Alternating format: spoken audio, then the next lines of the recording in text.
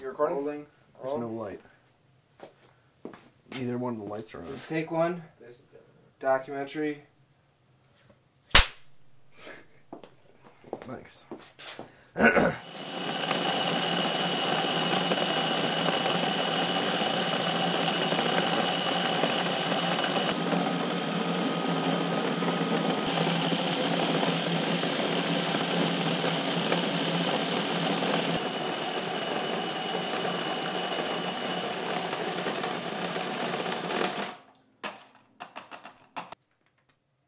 My parents' reaction to me wanting to become a brewmaster, I'd have to say they were supportive. They didn't know much about it at the time, so I showed them what an average brewer went through for studying. And with that being said, they still wanted me to finish a 4-year or 2-year degree in some other field just to have something to fall back on. But I was pretty adamant about turning 21 and going to brewing school at that time.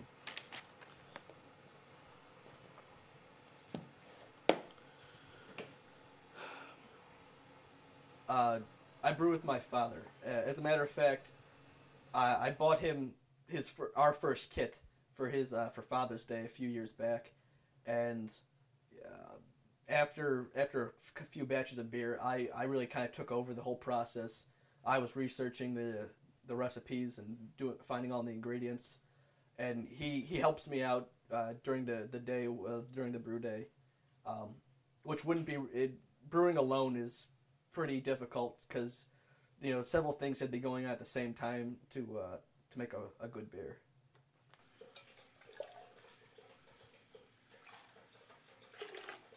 The difference between a beer snob and a beer nerd is that a beer nerd will drink big beer. He'll drink Miller, Coors, and Bud willingly.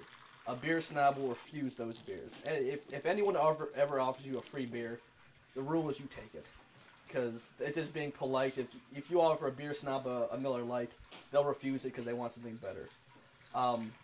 The saying with a beer nerd is all beer is good beer, some is better than others. And you consider yourself which one? I consider myself a beer nerd. I understand fine beer. I understand good qualities and how to point out a bad beer. But then again, there's times and places where cheap, big beer is necessary. You go to a ballpark, I sure don't want an IPA. I want a flat, half-warm Miller Lite. I go camping, I want a cold PBR from a cooler.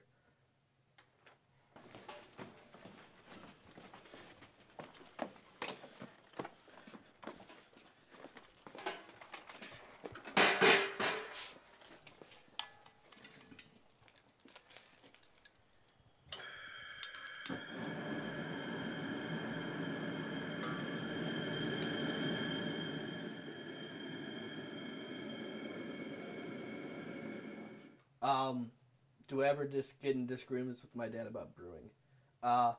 Not so much him disagreeing with me, it's just more me yelling at him that something's not going right. Because I research everything and I look at how to do the styles, and I'll tell him beforehand this is how we're going to do it. And, things get hectic. I normally, if anything, I'll yell at him. But it's all in, good taste because we're trying to make the best beer possible. These are pelletized hops, meaning they're crushed up into pellets just for packaging, and it's held together by the resin in the hop itself, so it's just pure hops.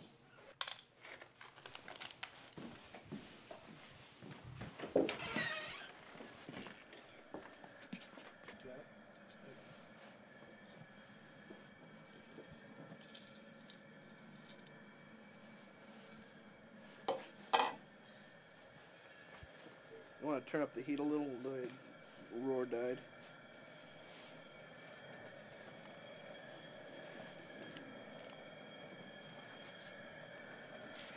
Alright, by 10 minutes. Plus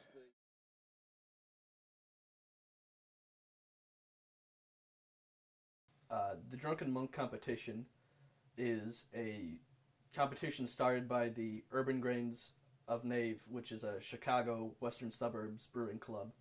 Uh, that was my first competition in 2011, and at that time it was the biggest competition in Illinois with some 800 entries, and this year it's a prelim for the Midwest Brewing Competition, so there should be a lot of good, great beers from around the Midwest.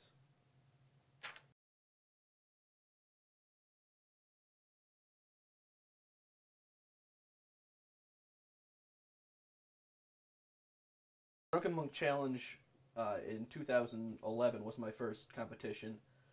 We submitted two beers, one being a California Common Beer, and the second being a robust porter. The highest score I got from the combined two was a 32 for the California Common, which would put that into a good category.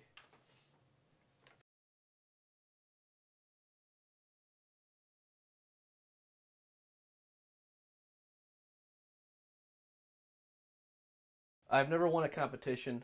I've come within 2 points of medaling for a bronze, but I've never even placed.